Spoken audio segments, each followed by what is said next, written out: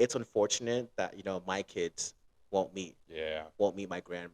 Yeah. But because of her decision to have like to pursue God and different things like that, by God's grace, if what the Bible says is true, my kids will meet my grandma in We'll meet her heaven. one day.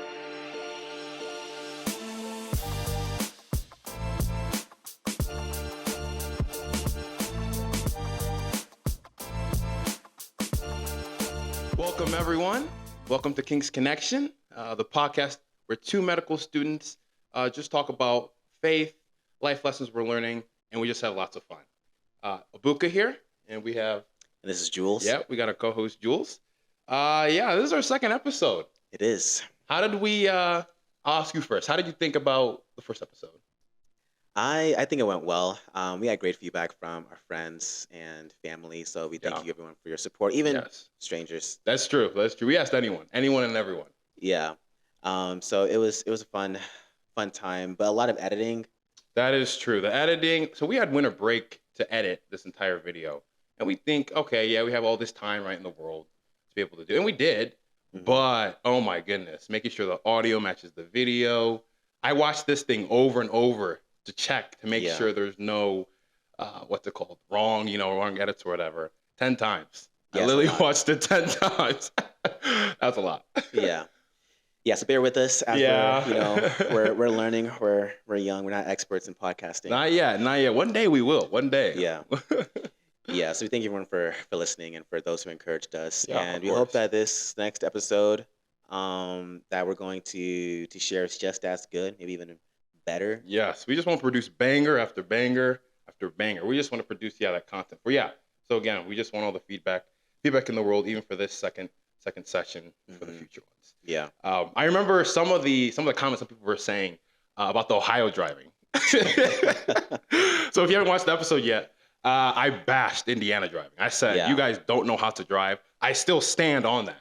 I went back home for winter break. I was driving on the highway and I was like, yeah, no, I made a correct statement. Indiana does not know. When I came into Ohio, people knew how to move over if you want to speed, or not speed, but Mhm. drive faster in the left lane. I was like, thank the Lord. I can't go back to that state of Indiana. Wow. Because they don't know how to drive. But you're back now. So. But I'm back now, unfortunately. Mhm. But no, a lot of people came up to me. They're like, we like the podcast. That one statement you made about Indiana, I don't know. I don't know if I can agree with that. You Ohio drivers, you don't know how to stop. You don't know how to do whatever. But I was like, I don't know. Yeah. But no. So yeah, just kind of getting into, we posted on our story, actually, our Instagram story. And if you haven't already, follow us on Instagram, Mhm. TikTok. Obviously, right, we're on Spotify and Apple where you can listen to the podcast. It's also on YouTube. Our Instagram handle is the King's Connection Podcast, all underscores in between the words. But yeah, we posted on our story just a couple questions we wanted to kind of engage the audience with Mhm. this episode. So a little caveat though, I'm not the biggest social media person, so I don't have my own personal Instagram. I don't have whatever. I just don't really do social media that much. And I didn't realize though, when you post the story, Mhm.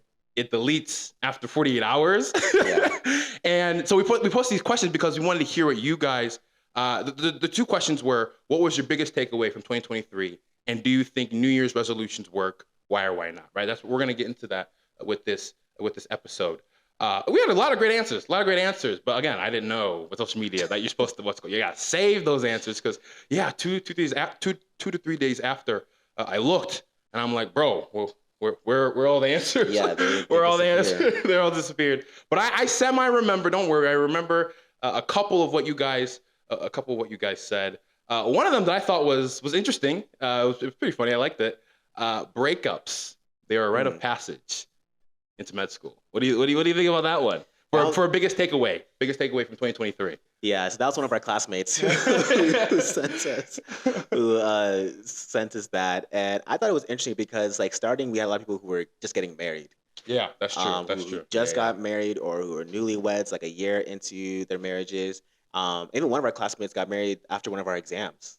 Really? Between I don't want to name drop. Yeah. Well, okay, I um, didn't know that. I It was didn't like know. during fall break in October.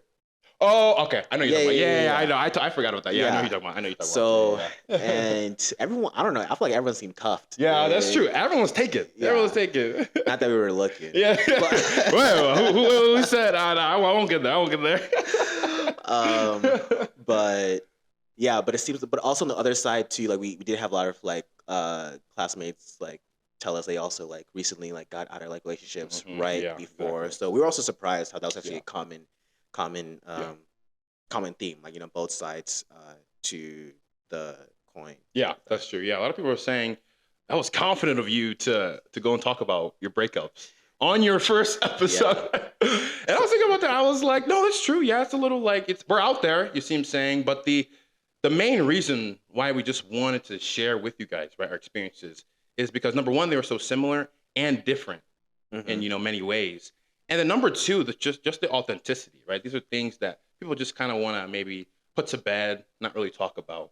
Nah, we're just two real dudes, right? We're just going to share it, right? Share our lives with you guys so that, right, we're learning, you're learning, everyone's learning, right? Mhm. We just want to progress our lives, right? And progress yours as well. And so that was really just, uh, the main reason for sharing that, right? We had, and right, you can go listen to the episode if you haven't already. We just talked about our whole story, the lessons we learned, funny things, sad things, just a whole, mesh of things. And that's honestly, right? That's the beauty of life, Yeah. right? It's just so many things all compacted into one. So yeah, that was one of the I like that takeaway from 2023, that breakups, their rite of passage into medical school.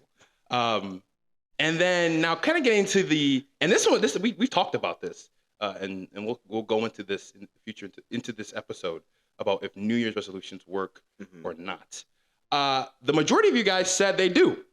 They said, yeah, that it's like, right, putting in the dedication, right, not giving up on yourself even when you do mess up, even when you don't, attain the goals that you want. Yeah. One person did say they don't think they work just because like everyone's still focused on the New Year's part of it. Yeah. Yeah, I Um, honestly thought more people would say no I did too. to that. Because we always see in our society like, oh, after that first week, Mhm. when all the celebration dies, okay, now it's back to mundane routine. But yeah, what are your Yeah, what are your I mean, thoughts? gym memberships do be the highest. That's true. You see everyone Planet Fitness week 1, week 2, Yeah. we out. Yeah, exactly. So there are some like data that's out there, like for sure that says it. But then people think like, um, it's kind of just a trend, like it's just like, oh, just for the beginning part. And so yeah, in this episode we're kind of gonna get into it because the theme of today's episode is kind of looking at like our biggest takeaways in 2023 Yeah.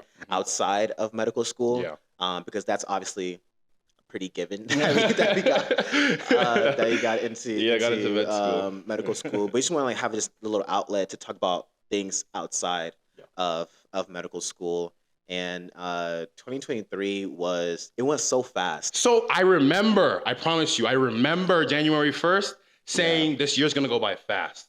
This year's gonna go by in just like that. Yeah. And now we are in 2024. And I think it also has to do with, right, the season and time you're in.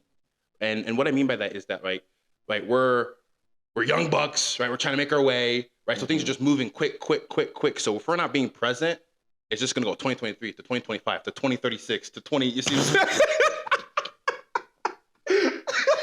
it's gonna go by that fast. 2036 is coming. People don't realize it's coming. 2036 is coming, and if you're not prepared, you're gonna be like, why do I have white hair on me? I thought I was just what's it Yeah. called, playing basketball with all the 20-year-olds. Nah, you're a 40-year-old now. Yeah, I honestly thought it went fast was because it was probably the most normal year in terms of the pandemic. Ooh, what do you mean? Because like I feel like between 2020 even up to 2022, I feel like there was still like 2022 was kind of like I don't think it was the most normal year in terms of like how people were going out or doing other things I or see. as like yeah. social. But I feel like in 2023, there's like basically little to no like restrictions, even though Yeah, like COVID that's is like, it comes like in its seasons, but it's not as aggressive as it was when it first started. I see what you're saying. So I was thinking because I feel like everyone felt like 2023 like went fast. Just in the flash, yeah. Yeah. I see. Okay. So yeah, it was a fast. It was a year fast to year. remember. A year to remember, but it's Mhm. gone. It's not here anymore. Yeah. Not here anymore. So yeah, now kind of just transitioning right? We just talked about right what you guys said about 2023, 2024, right, with New Year's resolutions. Now we're just going to transition into right kind of our takeaways. So Jules, I'll let you kick it off with with your first Yeah, story. so I'm gonna start off with a notable experience that happened, and it was February of 2023, Okay. Okay. and I remember it was one. I think it was a Friday. I remember like this vividly, like when it happened. Yeah. So it was a Friday morning at 3 a.m. Mm. I got a phone call from my mom, Mhm. and I was low key annoyed because Yeah. I was like, "Why is she calling Well, I me should call you this early. at 3 Yeah. a.m.?"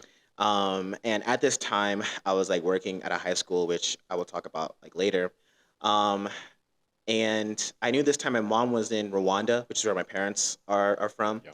and she was there to pick up my grandma and bring her back to the States because she Mhm. was old and just like for Yeah. traveling Yeah. Of course. purposes. Of course. Also for my mom to also come go and see family. So she called me and she was like, "Hey, on so this was like a Friday morning, um, and she's like, "Hey, earlier in this week, Grandma got really sick. My mom was a nurse, so she was like Yeah. doing Mhm. treatments for her. She's had like respiratory problems in the past Yeah. before, and she's like, "Hey, I mean, Grandma was sick on Monday. I was doing treatments for a couple of days. She got better, and then when she was like, out like with her sisters, my grandma passed away. Okay. Okay. Yeah. Yeah, and so that was kind of big because one, like she was like one of the only grandparent that I met because she was the only one that was still alive up to this point. Yeah. My dad's mom, she passed away in 2008, but I never got to meet her because Yeah. I've never been to Rwanda. And so this being like your grandma, like your last grandparent, and with kind of like the story of my life. For those who know, like I've just traveled like a lot, like boarding Yeah. Yeah. school, living overseas, living away from home for college. So yeah, I've just been like away from home, away from family a lot.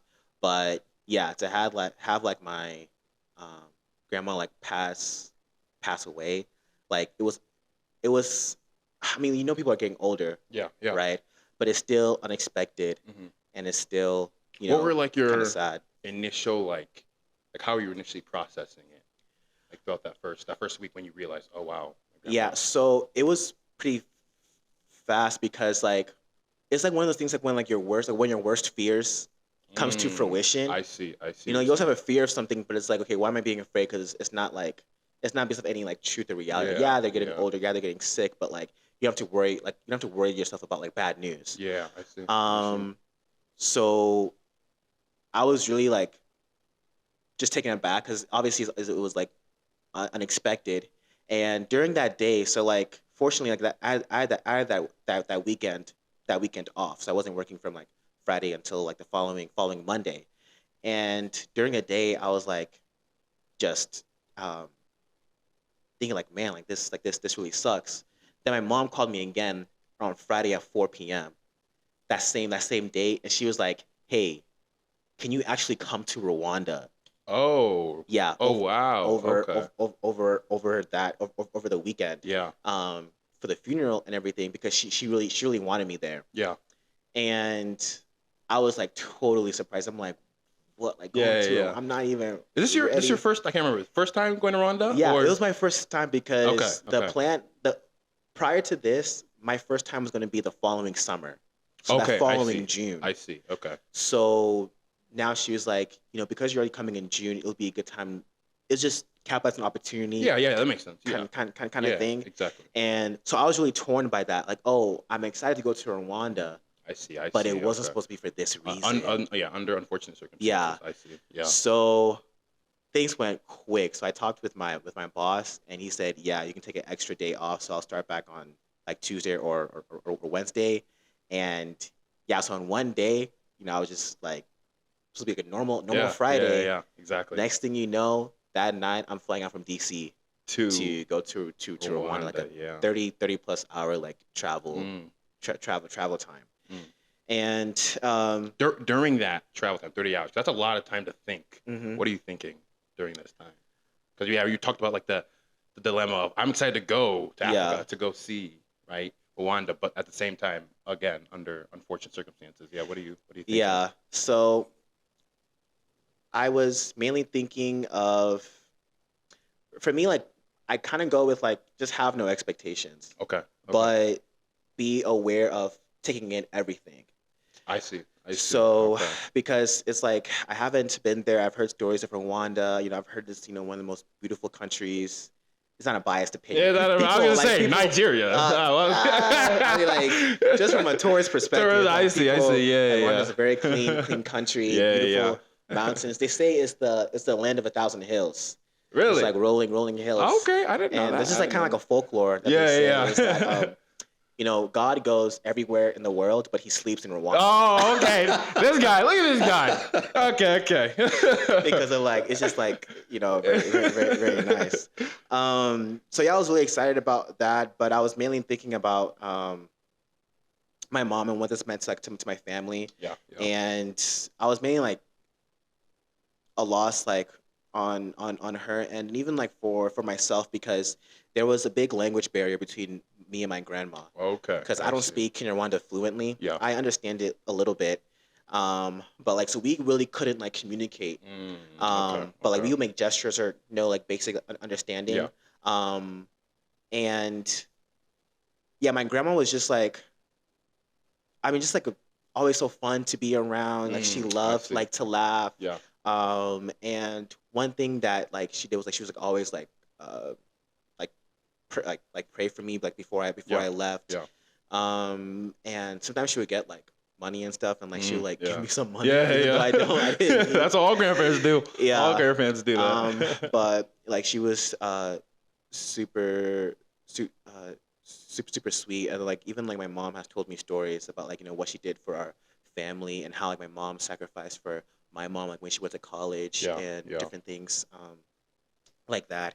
And so it was just torn, but during this time I really thought a lot about like her legacy, you know I see. I see. and Yeah. I could really see that like when I got to Rwanda and I saw my cousins for the first time on my mom's side. That must have been cool though. That must Yeah, have been cool to be yeah, able to yeah, see yeah. them. It Yeah. was it was cool, and even like crazy to see how like similar patterns.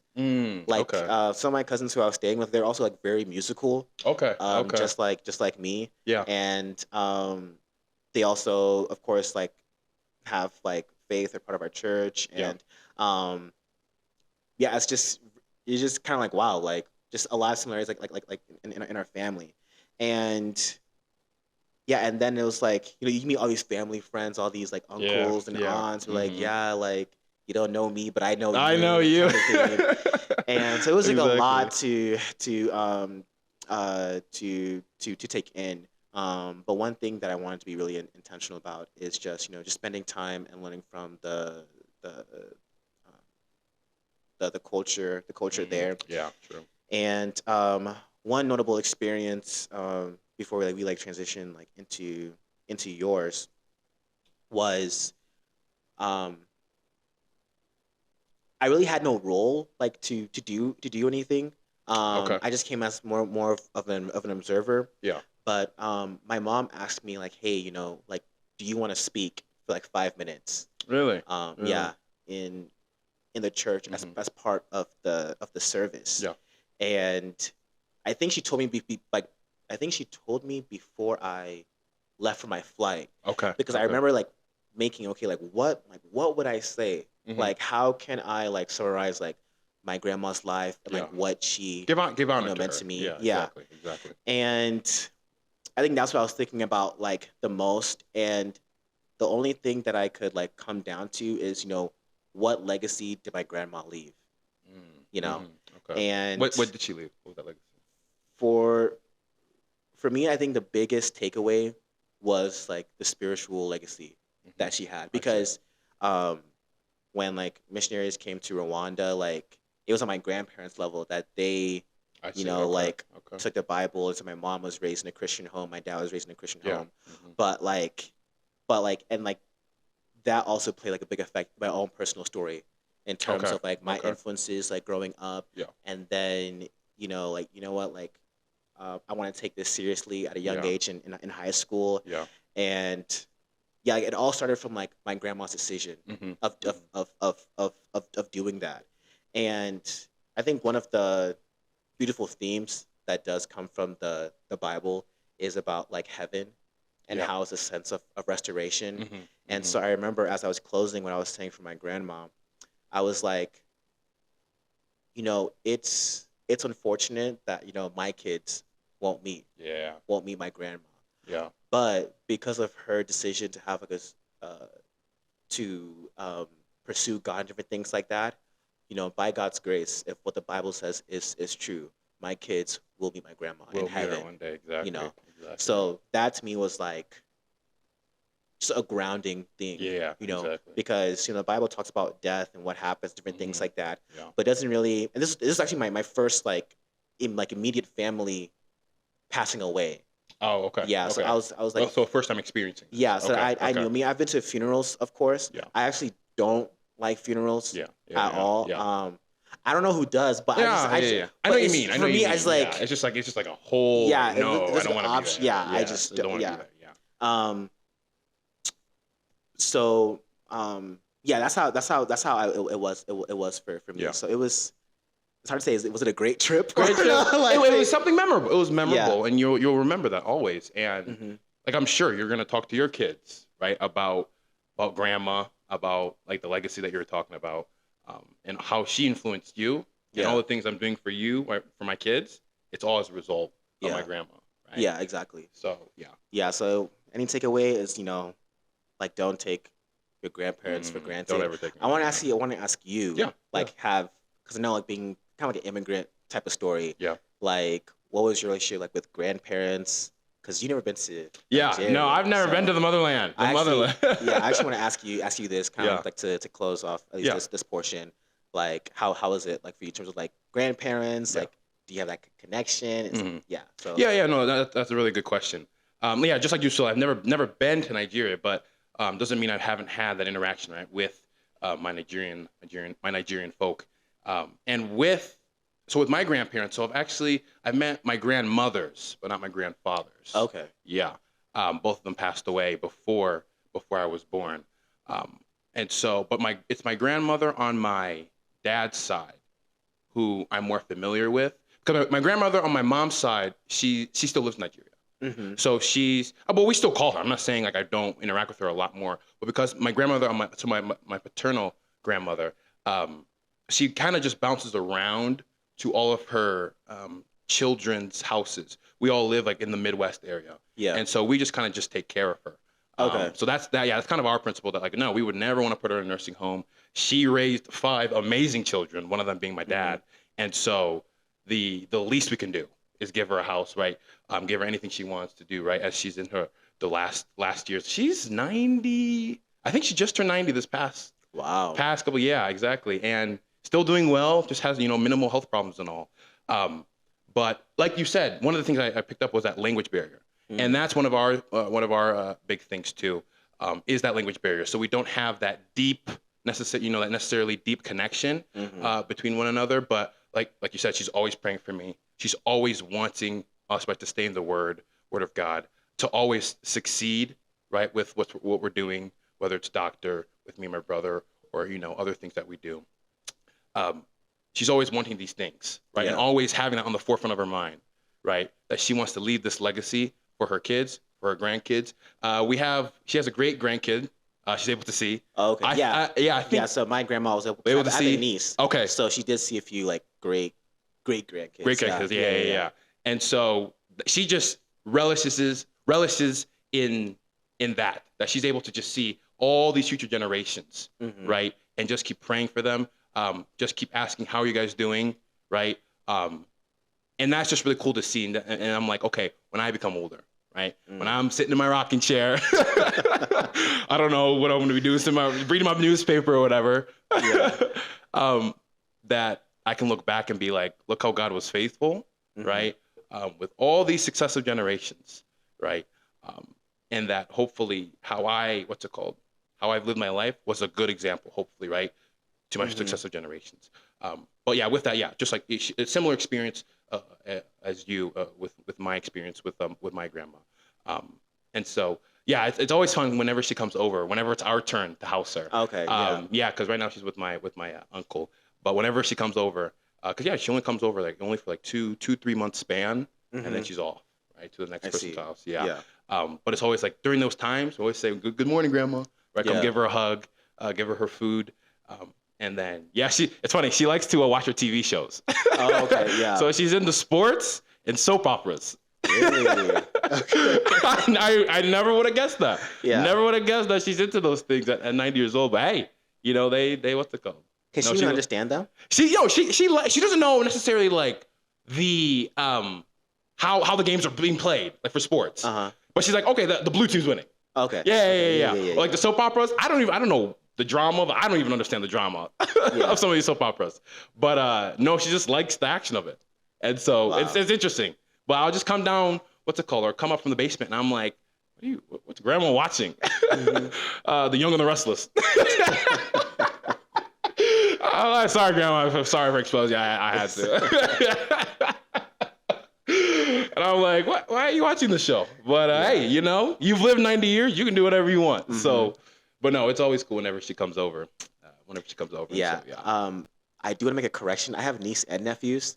I want Okay. to say that because my siblings are watching. They're like, why did you say just niece? So I just wanted to just clarify. I have niece Like favoritism. and nephews. Yeah. Yeah. Oh So my God. what was your first takeaway or your first biggest takeaway that you want to share? Yeah. With Yeah, us? with 2023. So yeah, 2023, and we'll get into like we have separate stories with this, but my biggest theme is like adulting. Okay. Adulting. I learned how to. So I graduated right a bit earlier, and so I had a gap year before coming to med school. And so with this gap year, I'm like, I want to get out into the world, right? And start like pursuing some of my desires, like with sports and right with medicine and things like that. And so my biggest, the number one thing I'll talk about first was the ER. I worked in the ER last year, and it was so like when I say so much, like beyond that. That's what I know I want to do as like a life passion. Mm-hmm. It was all started from last year. I'm just a kid, just graduated from college, and I'm like, I don't know what I want to do in medicine yet. And I'm Yeah. like, I need to get out there, do something. I know, like for me personally, like 90% of medicine's boring. my bad, med school, my bad. But I'm just gonna throw it out there because I'm an active guy. You guys are starting to like know our personalities and all that type of stuff. I'm a more active guy. I need to have that type of constant flow. And I don't know, when I've seen all the specialties, 90% of them are like non-stimulating. I'm just gonna sit here and document and whatnot. And I'm like, I don't know if I can't. If ER didn't exist, I would not. I wouldn't pursue medicine. Yeah. But when I signed up for this ER job, initially I was scared because remember, right, the ER you see anything and everything, and I work night shift. So Mhm. night shift, that's when people are crazy. That's when you get all the crazy cases and all that stuff. But you still have to be on par, right, serving these people, giving them high level of care. And I worked as a POCT, a point of care technician, basically like a nursing assistant, just Yeah. helping around as nurses needed.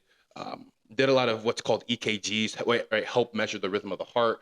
But don't want to get all too scientific, but just doing different various nursing things. And through that, honestly, I gained not only a passion for med school, but I gained a lot of clinical skills, a lot of patient interaction skills, right, communication skills that will apply in medicine and outside of medicine. But why I say it's impactful is that, again, that adulting, that like the ER showed me a lot. Okay. Like What was like the biggest surprise? biggest that you surprise. had? I'd say there are two things. Number one, life and death is like that. Yeah. Life and death is like that. I remember, so what's called a code blue. A code blue, for those that don't know, right? It's a cardiac or respiratory arrest. Mhm. So you got to do compressions, right, to save this person, pump their heart back, give them rescue breaths, things like that. And I remember the first time as a POCT, you're there just to help, again, to do EKGs, put these stickers on their heart so that you can give the doctor, right, this EKG to see what the doctor can do. Also take a glucose strip and all that stuff. But in this first code I ever had, and all my nursing friends, what's it called? They still know to this day. They're like, we remember you. You were shaking. I mean, I was like on the verge of like almost crying because I'm like, I've never had like real life like real life death. You see, like Yeah, almost like oxy, like yeah. like in person. I'm seeing this person dying. Yeah. You see what I'm saying? Yeah, I And still don't know what that's what like. that's like because I also did like a nursing assistant job before going to California for college, and it was obviously it's a possibility that Yeah. someone could So could die die, on the yeah. floor, but it never happened when I was When you were working. there, I see exactly. Yeah. That's like yeah, that's like two different things. Yeah. Like you are seeing on the monitor, they are dying, currently dying, and the nurse, the doctors, the PAs, everyone there in the room is trying to save this person's life. Mm-hmm. And we were actually able this one my first code we were able to resuscitate them. We were able to bring them back to life. But then there was a code. I've been in several codes where they unfortunately did die, right? And my biggest one, going back to the biggest takeaway is just like knowing how to process that, knowing number one how to process that, number two to be grateful for what you have, Mm-hmm. right? And showing you that like life is we're here and then we're gone. Yeah. Right? And that the ER shows you that like day in, day out. Like I probably over the whole year, 20 to 25 codes we probably had. That's a lot. And I couldn't tell you the percentage of those that died and those that, made it. But I saw at least 10 people, right, pass away. And I'm just a youngster. I'm just about to go into like bustle right into my career, Mm-hmm. right? And I want to go do all these many things.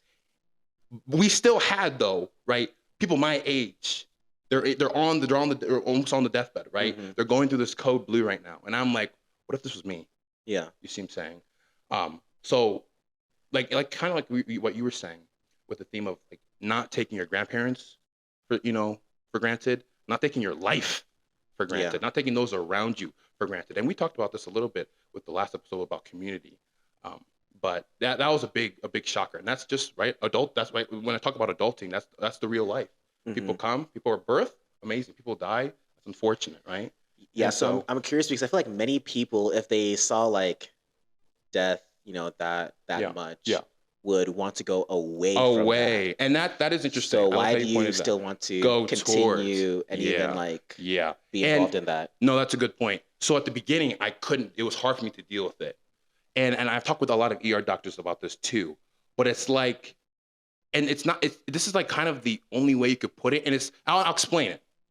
You're not necessarily becoming numb to it. You never want to become numb Right. to death, right? But that's not even that you're used to it, but you know how to process it because you've, in your own way, right, your own unique way, know how to process each dime, right, each time someone dies, unfortunately. Mm-hmm. And as you do that, you start to become like, build a resolve. At least for me, it was for me personally. I'm like, as a doc, I know I want to try and save this person, Yeah. right? As a future doc, right?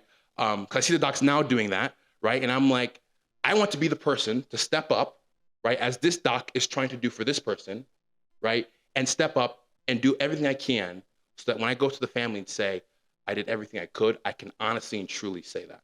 Mhm. Initially, though, I did not have that opinion. I had the opposite, like you were saying. Like a lot of people would want to run away. I was like Mhm. that. But then I started realizing, whoa, okay, as you start getting more knowledge, getting more experience, knowing how to understand the world, right, of ER, some will want to go away. That's true. But some, they'll want to stay. Yeah. They'll want to stick. And that was me. Okay. Not only because of the fact, again, that's my personality, the active, that type of fast pace, but that like, I want to be like, I don't like bystanding. I don't like if I see something happening or whatever, I want to just go rush in. Mhm. Right. And the ER, honestly, is just the pinnacle of that.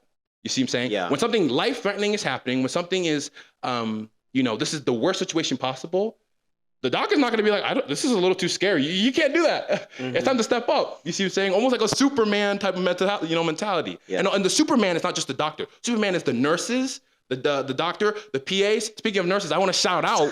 All of my nurses. We got Jen, Trevor, Paige, Danielle, Allie. I'm probably, I'm missing a lot more, but all of them, like, they were my close family, and they helped me, right, process as a young 20, 21-year-old how to deal with death in the ER, Yeah. how to be efficient, right, to work in the ER quick, right, and just know how to process all of that. And as I started building that resolve, I felt they could see, like, my confidence had changed over a whole year. And they could see, like, okay, he wants to do this. He likes doing this. We don't have to, kind of direct him. He's leading on his own, right? And as I left that job, I was starting to train other POCTs who were taking over. taking over my job as I left for med school, they were like, yeah, he's set. Like he wants Yeah. to go, wants to go, what's it called? Do bigger things with this. And so, but it was a progress. It was not a now I want to do it because I just started. It was a whole year progress. And I still have reservations. I still have reservations about emergency medicine. I will obviously for, because people die all the time. Doctors Yeah. still have reservations to this day. But it's like knowing what to do, knowing how to calm yourself, knowing that you're here to save the person, do everything that you can to save the person. That once I realized that, I was like, no, this is the only, unless God himself says you are doing another route of medicine, I am on the path of emergency medicine. Okay. There's no other, the only thing I can maybe think of is sports medicine because I'm big into sports. Yeah, sports is cool. Sports is cool, but I'm like, I need that constant, just fast action. Cause I'm like, if I'm sitting down for more than 30 minutes, I'm falling asleep. Yeah. I can't do it. And then so that was my first one, right? Knowing how to process life and death. But the second one is just the community, right? The community aspect Of being in the ER. of being in the ER. Okay. We were really tight. So I mentioned a lot of my nurses. I want to mention out Becky, Bert, some of the other nurses. I'm trying to think April, Danielle, the other Danielle. I'm remembering all their names because I love them so much. You see what I'm saying? Coming in, I was like, I'm just here for a year and then I'm out. Yeah. I was like, I'm just here, just get some experience. But as we grew so close, we were like a legit family. So the night shifts, working the night shift, we were more short staffed. So everyone has to be on page. Everyone has to work as a team. Everyone has to do their role. When one person is lacking, this ER is functioning wrongly. And so as you do that and help one another, right, in your break times, we're all talking, chit-chatting about life, giving life advice. They gave me so much life advice, you see what I'm saying? And so I'll always remember them. I'll always, they'll always be there. And why I stress this so much is because during my gap year, so I finished, like I said, I finished college earlier than my other friends. So during their senior year is when I took my gap year. Right. And I'm 3 hours away from them, right? So I went to Cedar University down by Dayton, Ohio, and I'm from northeastern Ohio. And so I can only visit my friends every so often because they're in school. A lot of people my age, they're in school or they're working, right? So I don't have this constant community like I did in college. Yeah. And so that's why when I came to ER, initially I was like, I'm just coming here to work. I don't have any work friends. All of my friends I just shouted out, they're all, y'all are old, by the way. You're 30-year-olds.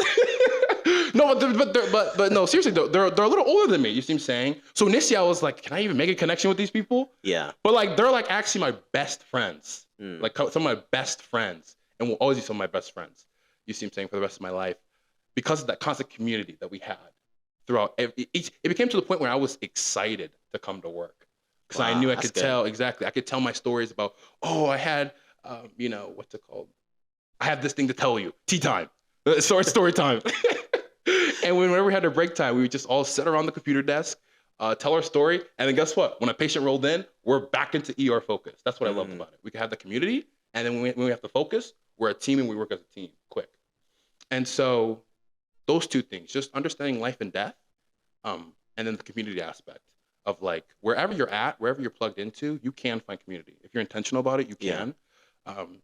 That really shaped kind of who I was, a good majority of who I was last year.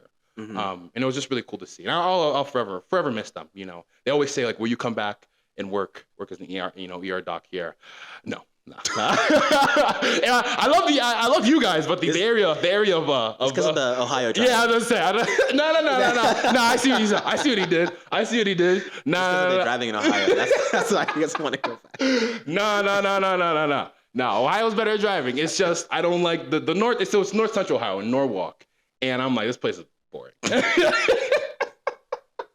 love my family there. It's just way too. I couldn't be a doc there, Okay. But no, those this guy. But no, those are just my biggest takeaways from my ER experience last year. So yeah, what's your second biggest takeaway? Number two. So actually, you're doing a second one. Oh, I am. My bad. We have a schedule. Sorry. we have a schedule. We have to follow it. My bad. No, yeah. So yeah. Let's get into that. So yeah, with the adulting theme. The second, I like to say this story, right? That not the story, but like this analogy, right? I was a ER night shift worker, right? So I worked in the ER in the night, but in Mm-hmm. the daytime, I was a coach. Mm. I was a basketball coach, a junior high boys basketball Wow. coach. Wow. That Wow, was a wow. lot of fun. So I would say this year was like it blew by so quick because all the things I was doing, Yeah. but these were fun, intentional things. So with this coaching, um, yeah, I what's it called? I was finding myself. I'm like, I sleep throughout the day. I just go work out. I'm like, what else do I have to do? You see what I'm saying? Mm-hmm. And I wanted more experiences outside of medical, right? So with medical school, you want to help bolster, right? This can be like a little advice to pre-meds, right? You want to help bolster your application, right? Get those medical, but they also want non-medical experiences, Yeah. Big time. right? That to show that you're a person, that you're not just a science, medicine type of person. You have other hobbies, and you can still invest in what you love outside of medicine. And what I love, I mean, this is like the thing. That's why I consider sports medicine. I love sports. I love fitness. I love all of that. And so, my old high school, they were looking for a coach for their junior high boys. Mm-hmm. And I'm like, I've never coached before, like a head coach before. I've coached as an assistant before, but I've never head coached before. And I'm like, this will definitely be a new experience. Like I would have to push myself. So how is that like scheduling wise? Okay. Because it probably is good that you're young. And you have so Yeah. much energy. Because Yeah. I'm pretty sure like a parent or someone older would be like, this guy's crazy. Crazy. Like, why is Yeah. he Yeah. 24/7? No. So like, how did you like balance that? Like, Yeah. because you're working all night. So you're like, when are you sleeping? And then you're also like, I think I was coaching. barely sleeping. No. I honestly, I barely was sleeping once I got the coaching thing. But what I had to do, basically how it ended up being was that we're allowed to like schedule our days for work for ER, right? Okay. We just have to work 3 days a week. That's the minimum we have to work. And so I would look at my game schedule, all the games that we had, and I would schedule my work around that. Practices, it was kind of hard because we had practice almost every single day, but it was only for 1 hour, an hour and a half in the afternoon. So basically what I did is so I worked from 7 p to 7 a. Mhm. Once it hit 7 a.m., I'm driving back home. I got a 40-minute drive. And I need to get in bed max by 8:39. Get Okay. at least 6 to 7 hours of sleep.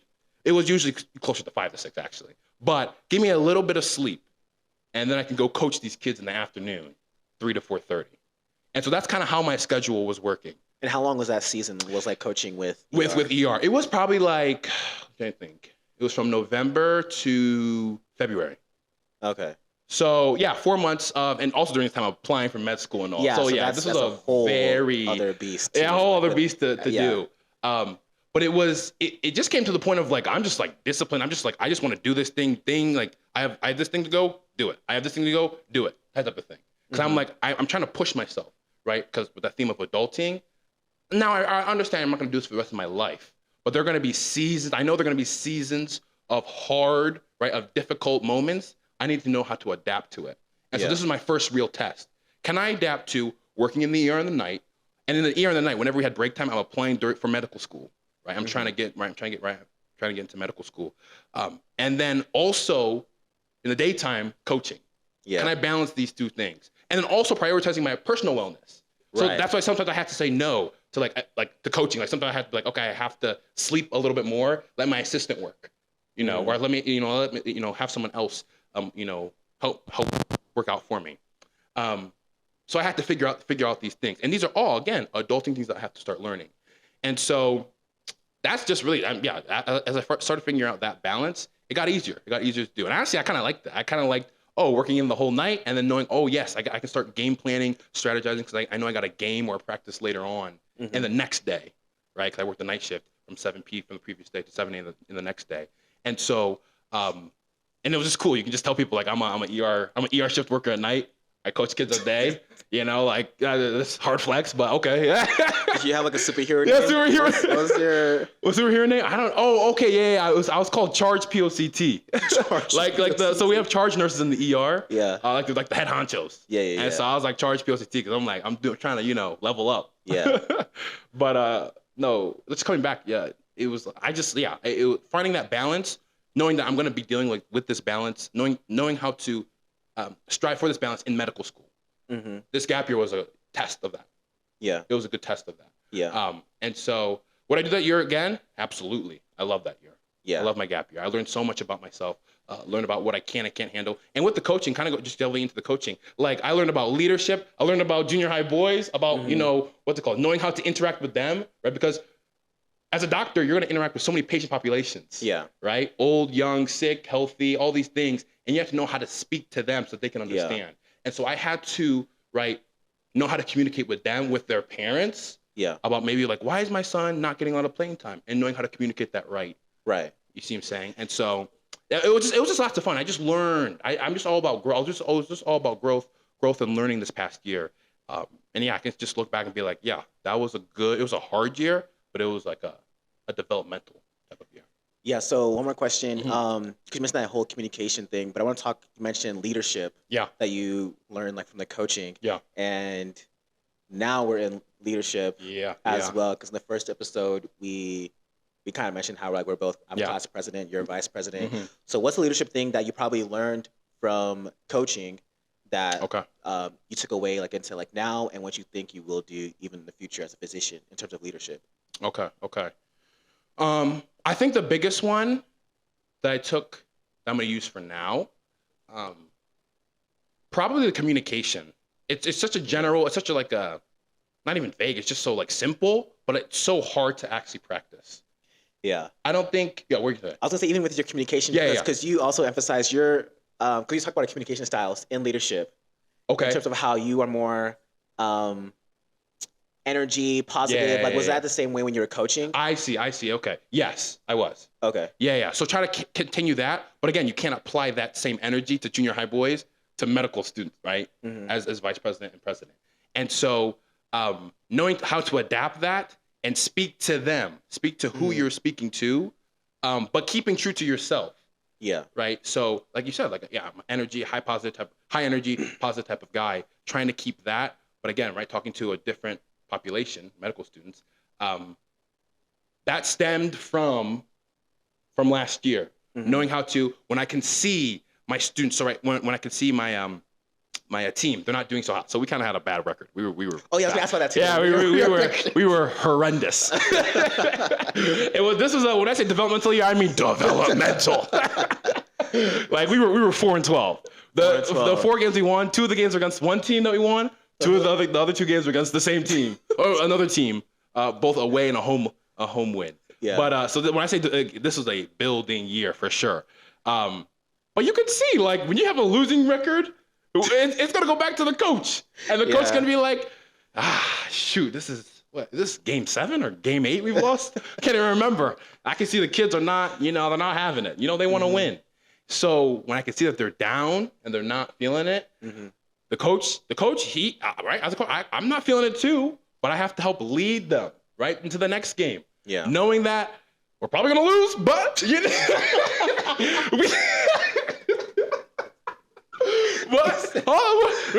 we may lose, probably, but right, it's about that hope factor. It's about that. Okay, it doesn't matter even if we do lose. It's what can we take from the loss? Did we improve on something before into this game? If I see that, I tell them I'm proud of this loss. I tell them I'm proud that we practiced this thing. I told you guys this thing from practice or from the last game. You improved on it. You did it in this game. Though it was an L, Yeah. I see you guys improving. Give you guys 2-3 more years. When you have future coaches, you're going to be practicing these things. Oh, by the time you're a senior, you'll be going to the championship, right? This is a developmental year. So similarly, right, taking that into, right, for med school, right, as vice president, right, as some of our classmates know, like, I like to throw in some positive, encouraging, right, chats. Yeah. He's the big encourager. Okay, big encourager, exactly. I'm just the positive vibes only with a little smiley face. That's me basically. When we have a hard test upcoming, or it's just some tension or whatever, and it's just not, you can tell vibes are kind of down. Someone's got to throw in a little encouragement. I'm not saying I'm like the only person doing it. I'm not saying that at all. But I'm saying like, that's if like no one, your main like leadership. my main exactly. Style. That's exactly. Yeah. If no one else do it, I'm definitely going to do it because that's me, and I'm not gonna hide that fact. So that I like that how you said the communication style, that leadership style. That's how I roll. How I rolled before with my coaching. How I'm gonna roll with my vice presidency. Yeah. It's definitely cool to see like how that translates. Yeah. It's interesting. Yeah. Because like you said, like you have your own. Yeah, You have your own leadership style. Exactly. I do, Yeah. and that kind of goes with my second takeaway, actually coming from where I was working Okay. Okay. last year. So I was, like I said, in the beginning of January, but obviously the school year starts before the actual year. Yeah. Yeah. So I was an assistant dean at Highland View Academy Mm-hmm. in Maryland. Mm-hmm. And basically, what does that mean? It was a boarding school. Yeah. So I'm basically like, I'm the assistant dean. So also there's a head dean Okay. who's he's the main, The big guy. yeah, he's the main guy in charge of like all of the guys who are in the dorm, because like parents obviously entrust us with their kids Yeah. for their education, Mhm. and it also is a Christian high school as well. So it's Mhm. like doing things academically, spiritually. We had sports Yeah. there as well, and so I took this position for my gap year Mhm. before coming to here at IU, and I took this position because one of my best friends, his name is Elijah. Okay. Him and his wife, we both went to college together. Joanna, who's also a nurse, Yeah. Okay. um, Okay. and so like he invited me because he's a chaplain, so he's in charge of like the spiritual health Yeah. of Yeah. the students, and he was like, hey, like why don't you come here for your gap year, so we can like work, because we always wanted like to work together like Yeah. in Yeah. Yeah. ministry and different Mhm. things like that, and I was like, why it wasn't my first option Mm. actually. I Okay. had another option in Detroit, Yeah. but that fell through because the money that they were going to give me for this job like didn't like work out. Yeah. Yeah. So um, and I knew like the students were going to be a good fit because like one of the students I knew like as a kid, like growing up, he's Oh. also Okay. from Rwanda. His parents are Rwandese. Yeah. And then also there were students from Brazil that were Mhm. there as well because they have a strong like Latin American program. Yeah. And so I was like, okay, like student demographics will like fit well. And I also had an experience in college too, where my sophomore year of college, my university also had a high school, and I was an assistant dean for a semester. Mhm. But I Okay. didn't think I was good at it Mm. at that time Why? Why so? because I was busy. It was busy. Yeah, Yeah. because Yeah. I was doing organic chemistry, biochem. Oh wow. Well, like All biochem was these. second semester, but I was doing organic chemistry and physics Oh that first wow. semester. Dang. So like my school Dang. load was busy, and Yeah. I felt like torn between like my time like with my studies and with my students. Yeah. And before like going to Maryland, I like in terms of my experiences, like, oh, I want to do this one a bit better, Okay. Yeah. Yeah. Yeah. because I didn't do it as well. And on another level, in my personal experience, because I went to a boarding school my last 2 years of high school, um, it was like a huge turnaround place for me, Okay. Okay. because of the staff that was there, Yeah. of like my friends who were there. It was like a life changing like experience for me, and Mhm. like I kind of wanted to give back, Yeah. you know. Yeah. So Yeah. those are my reasons too, going towards HVA and being there, and it was a huge learning experience for me because when like you're in the education system, and so I'm Mhm. working Yeah. with Yeah. Yeah. teachers, with the principals, and then we're from academic side, and Mhm. their goal is, how can we get our students, to perform well and different Yeah. things like that, Yeah. but also like, what are barriers that are blocking them, what are issues Mhm. going on in their life. Okay. Maybe there's things at their home that's bothering them, that's interrupting their studies, Yeah. or maybe they're struggling in this certain area, Mhm. and especially in high school, you got hormones and different things like that you're dealing with, and Exactly. Yeah. it's a No, real it thing is. that It we have is. to deal with. So like You have to account for it. on Yeah. my side as a dean, I have to deal with a lot of discipline. Yeah. So I like see. I see. sometimes like the students who I'm working with so much in the dorm, to Yeah. help them, Yeah. they're being discussed in should this student stay at our school or not Really. because of what they're They're doing. doing. Yeah. Yeah. And that was like really, really hard because like I remember as a high school student, especially in boarding school, like you never want to see like your friends leave because That's true. of whatever, Yeah. Yeah. But then to be on the other side of it I and see. see, Okay. how many decisions Are go being put into. are Yeah. being put in space, how much thought it is, because like you're Mhm. just agonizing, like because you really want the students to succeed. Yeah. And I honestly think that there were like really good, genuine teachers Yeah. Yeah. at that high school, just genuine staff, like Yeah. not just the teachers, but like from like the cafeteria staff, the coaches that were there, Yeah. us as deans, um, you know, there's like so many levels, you know, rooting for the success Mm-hmm. of the students. Mm-hmm. And so yeah, so on multiple levels, like the people who I worked with were like amazing. Mm. Like Okay. I remember that the principal, he stands out to me. Yeah. It was like his, I think it was his first year too. Oh, really? Okay. Yeah, and I got to see him like that, like how does he lead out teachers, you know?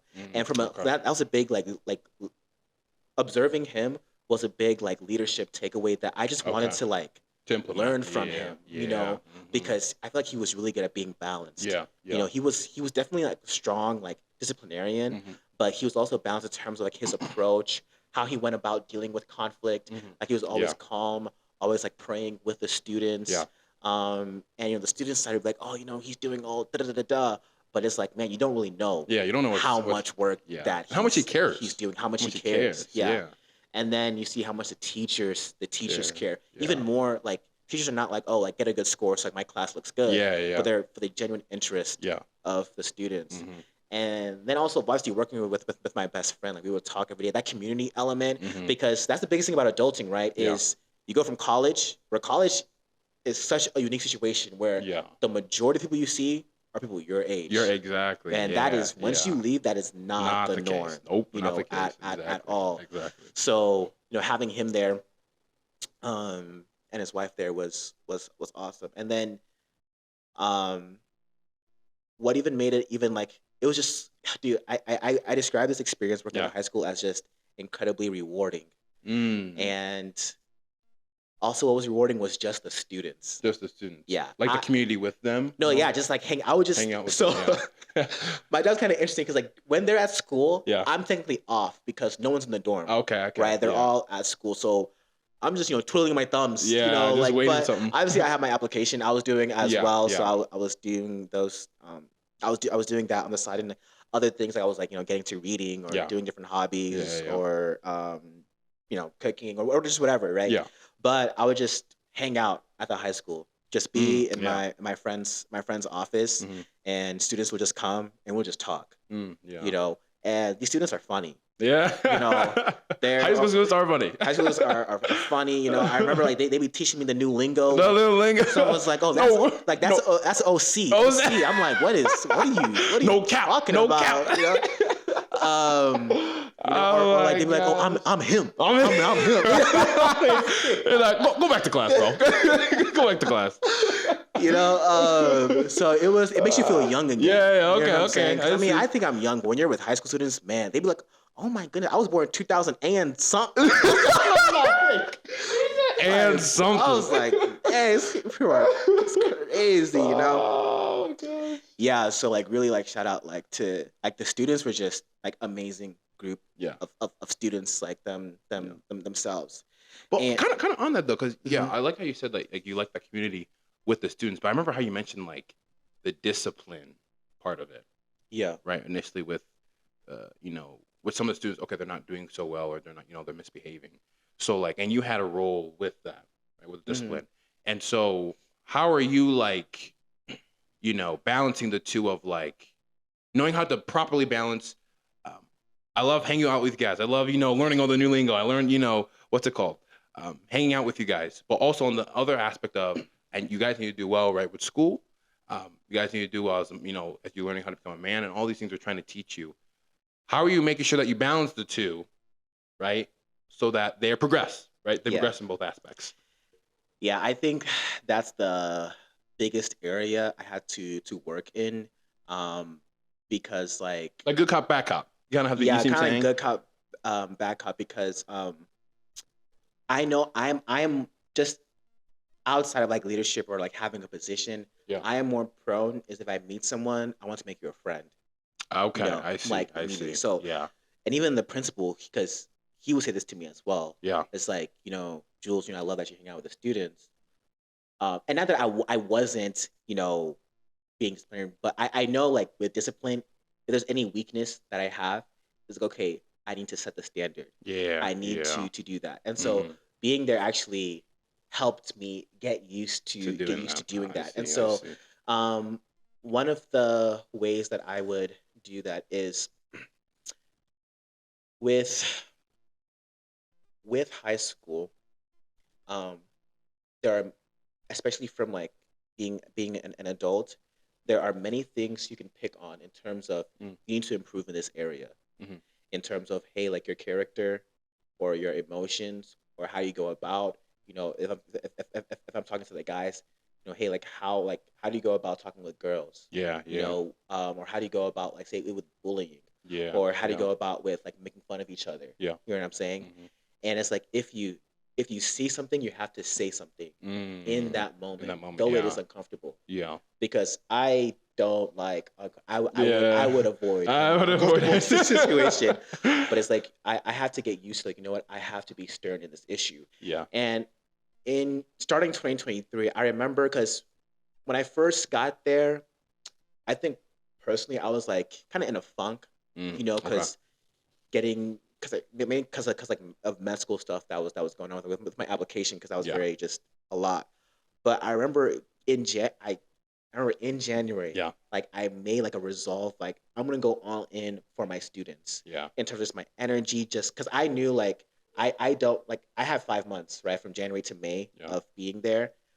But I was like, no, I just want to go all in for them. And also, because my boss, he was gonna be away for a while, Mhm. I was the head You were the dean. head dean. Okay. I Like, there see. was no assistant. I mean, there were Yeah. other Yeah. staff who would help me during this time, Right. but for a week and a You're half. him. But You're I'm him, so I'm I have him. to, because there's meetings that I don't have to go to, though I can go to, Yeah. Yeah. but it's not required of me. But because now he's there, I'm required to be in these meetings. Okay. And Okay. they were mainly like disciplinary meetings, decisions about, stuff that was going on. Yeah.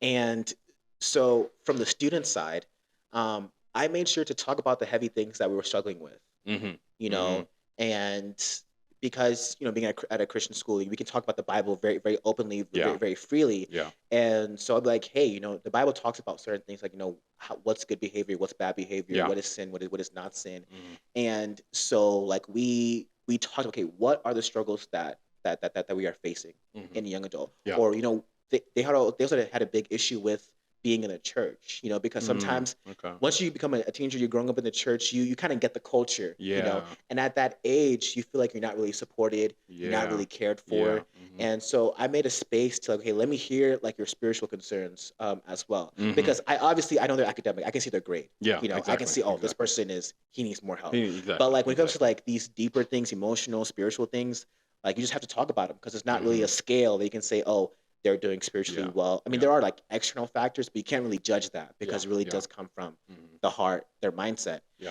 So that was kind of like my biggest balance, is like, I'm going to talk about the heavy issues, and I'm going to be, like, uncomfortable, but I'm also going to be present for them. And so Mhm. at their Mhm. games, Mhm.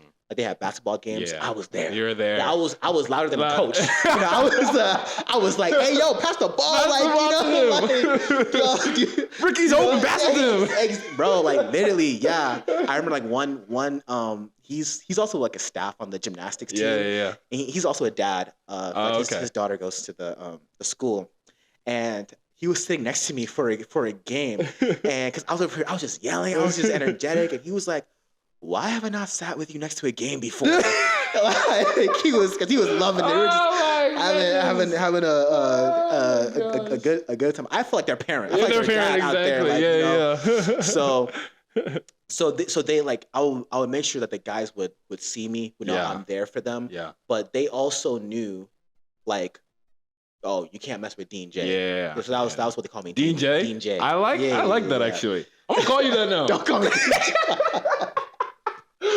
Dean J. Okay. Yeah. Okay. Yeah. So I think those, in terms of, like, dealing with that discipline and their friendships, you just have to be uncomfortable being uncomfortable. Set the standard, because the standard needs to be there. Yeah. Yeah. Exactly. But Because if it's all, not, you're yeah, just gonna have these wayward kids. yeah, but also, like, you have to be personable. And so Mhm. I think those are two big, like, leadership things that I learned, or I grew into Yeah, a yeah, lot yeah, yeah. working at the high school.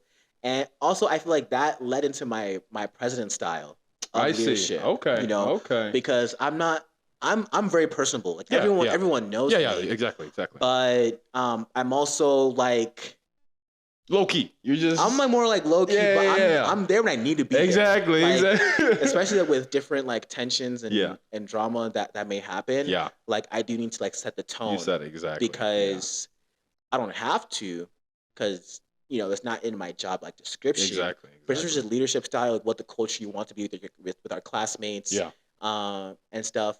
I just feel like okay, this is how I want to go Set about, the and people tone. do respect it. They're like, Yeah. thank you for saying that because I do think it's needed. Like, Exactly, because if you exactly. talk about like certain things that are just there, it actually does reduce the tension. Yeah, yeah. And It's just uncomfortable to do it initially. It's like, who's gonna do it? yeah, Who's yeah, gonna yeah, say yeah, it? yeah, You yeah, see what I'm saying? yeah. Yeah. Because even yesterday we had this big like the doctor prom was like Okay. Yeah, yeah, a big event, yeah, yeah. and there's a childhood friend who's a third year student in our Okay. South Bend campus. So we Yeah. have 9 campuses Yeah. statewide. Yeah. Um, and so she was like, "Oh, has there been any drama in your school, in your class?" Yeah. And I was like, "No." Totally not at all. I was like, not really. And they're like, "No, I heard you like stood up for like, one of our Yeah. friends in South Bend Yeah, yeah, and stuff." It wasn't anything like bad or anything, but there was something happening in our chat where Yeah. someone So, thought some miscommunication. miscommunication was happening. Yeah, yeah. I was like, let me just clear this air real Yeah, quick. Because it's exactly. kind of getting, and people were eating up that drama too. They were. They were were like, like, they're yes. like back and forth and back, and they're like waiting on their phone. Yeah. So I was okay, obviously taking a risk, but I was like, it's something that I just need to do. And it was like taking people like understood, like, Yeah. okay, yeah. Some were like, you shouldn't have to do that because people should just understand that naturally. But then the others, Okay, they were okay. like, it was good that you were able to say something. And yeah, so like even now, like being like, class president, I still try to have be very personable, be there. Yeah. But if yeah. things come up, if problems come up, like, find the solution, set the standard, Yeah, and just yeah. kind of build that culture. Yeah. And honestly, it came from that principle. From that, yeah. His name is That's Mr. cool. Geddes. Mhm. So I just like learned like a lot from him because I've seen like leaders or people in leadership positions. Yeah. Yeah. But when you're working with leaders, Yeah, you see a different yeah, side of exactly, them, different, and yeah. that was like a huge theme. Yeah. That's cool. Right. Dang, that's really Yeah. cool. So, Dean J learned a lot. Jay learned a lot. I'm gonna call you that. I'm still a student. Oh, I'm always learning. Always learning. I'm Always learning. No, that's good though. That's good. No, yeah, there's a lot of good themes that I heard from that story. But yeah, I really like the personable one because that's kind of how I roll too, with like knowing how to match their. I think we're vibe. both very personable, yeah, just in different ways. in for different sure. ways. Yeah. Exactly. So yeah, last story. Now we're going to our last takeaway. story of let's 2023.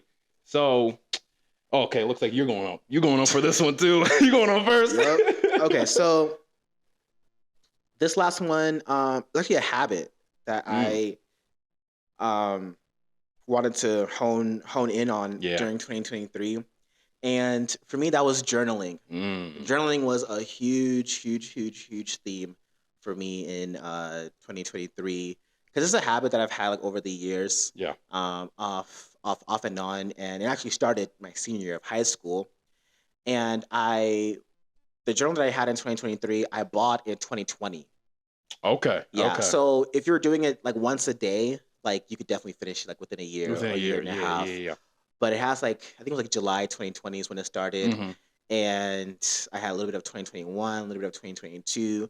But I still have about like maybe like 2/3 left of this journal. And you're like, I need to finish this. And I was like, I you need know to what? finish this. My goal this year was to complete that journal, at least to Yeah. journal every Yeah. day. So I like did like a habit tracker of just Okay. one habit for 12 months. Well, I had Okay. yeah, it was one of my goals. Yeah.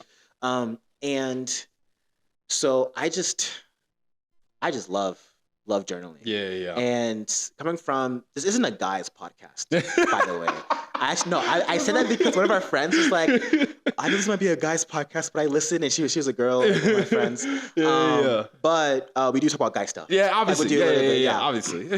And obviously the stereotype, guys will be processing their emotions. There's this like, little Exactly. like a meme that I saw is like, oh, like two guys can like play like video games, can like be there for each other like every day, Yeah. and not know their birthdays. No. Like, That's actually true. and not know That's actually very true. Now I think I never thought that's actually very true. Yeah, it's like you don't really go like in. Yeah, exactly. Deep like that. Like, nah, let's just play. It's loyal though. Exactly. They're loyal. Like, I know you're gonna be there for me, but like, yeah. I don't know anything else about you.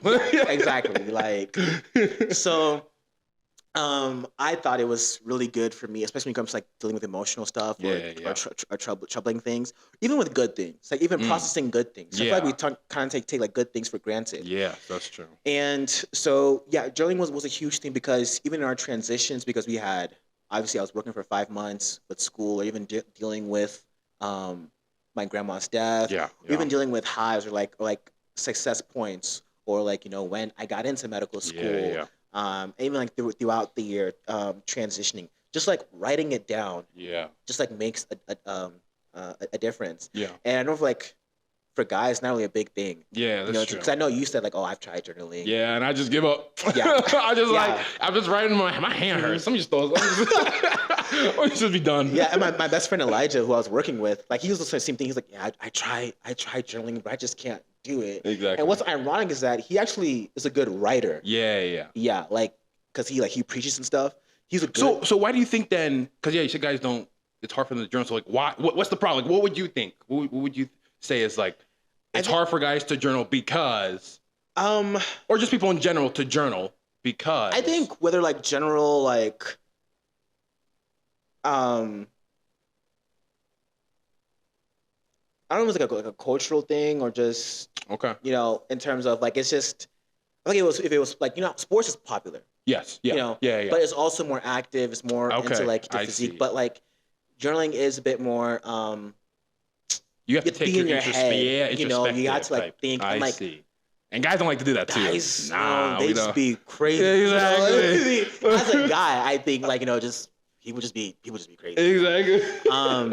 And like I see my students and I'll be asking them, what were you thinking? When they're like, what are you thinking? Oh, I don't know. I don't know. I'm just boys being boys. Yeah. No, so I think it's a really good, and I think you can get the benefits of journaling from different things in terms of like, because people process differently. That's true too. So I think it also comes like a processing thing. Like people like, I'm more of like an internal processor. I like to just think and just mull over things about ideas. Like even for conversation wise, like I'm really interested in ideas, in stuff. And like journaling is a great outlet for those things. Yeah. Cause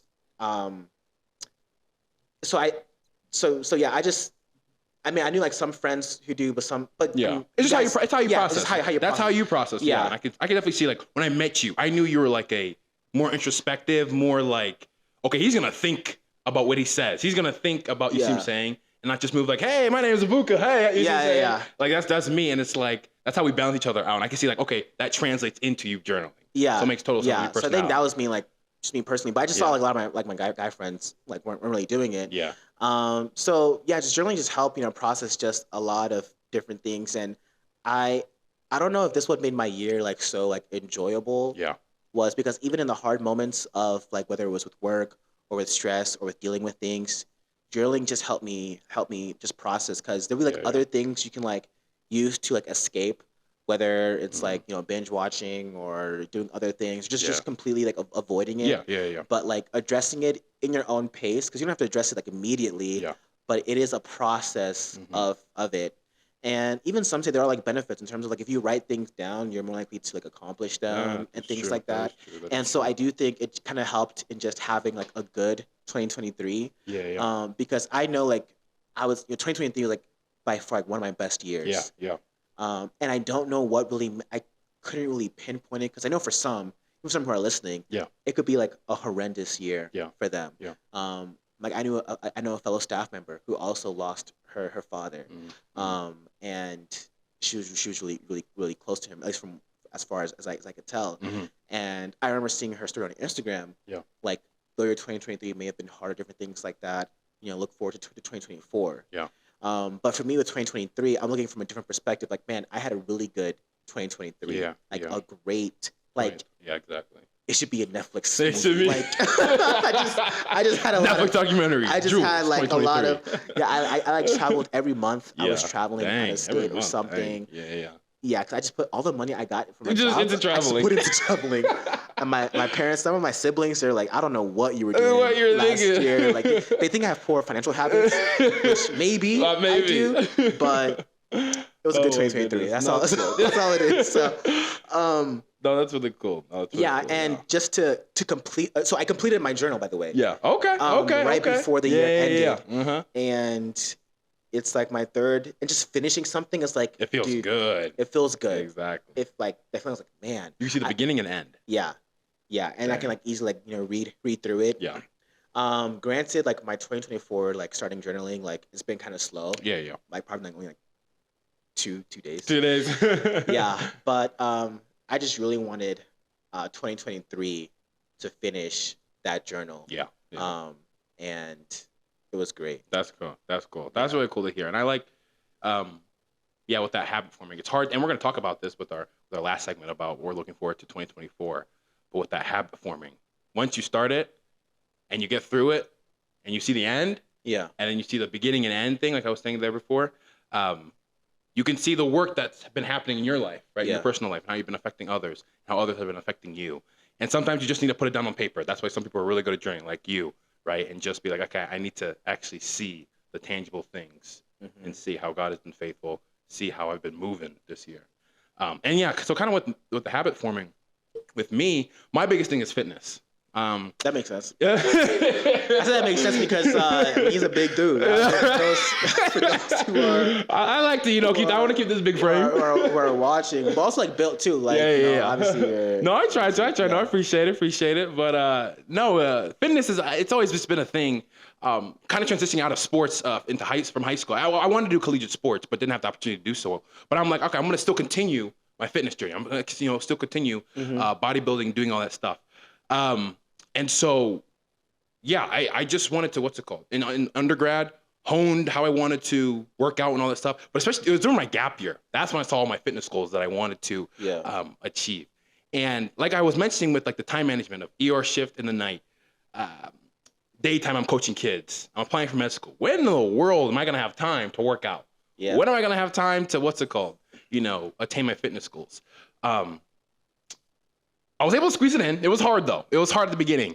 But those workouts do be kind of long. They're long too. Yeah. When my normal workouts are like an hour and a half to 2 hours. Yeah. Just on one muscle group because I want to get every muscle fiber burning at the end of that work. So when I eat, it feels good. So when I eat, so y'all know I eat like he knows. I eat a lot. So we have our normal fridge. You can't see now obviously, but we have our normal shared fridge in our living room, right? So we have our compartment, all that stuff. He has some shelves. I have some shelves. We share this freezer space. Yeah. In my own room, he knows. I have this same exact like family style fridge. Family style fridge. Of just my foods, all of my meats, all of my rice, all of my everything. Yeah. Because I remember like when we were like, we didn't really decide rooms yet. before coming. Yeah. You're like, oh, hey, could I get the bigger one to have like a whole fridge? And obviously, I mean, I had roommates in college. You had like this small like dorm fridges. Yeah. But it was like, no, this is a big Sam's Club. Yeah. I gotta get because I'm like I need to eat after my workouts. I need to eat a lot. So yeah, I have a whole fridge. But anyways, with the whole habit forming, though I started it right in college, I needed to make sure I maintained it throughout my gap year so that I could continue it in med school, which I know are going to be the most foremost torturous years of my life. I have to Nah, torturous is crazy. No.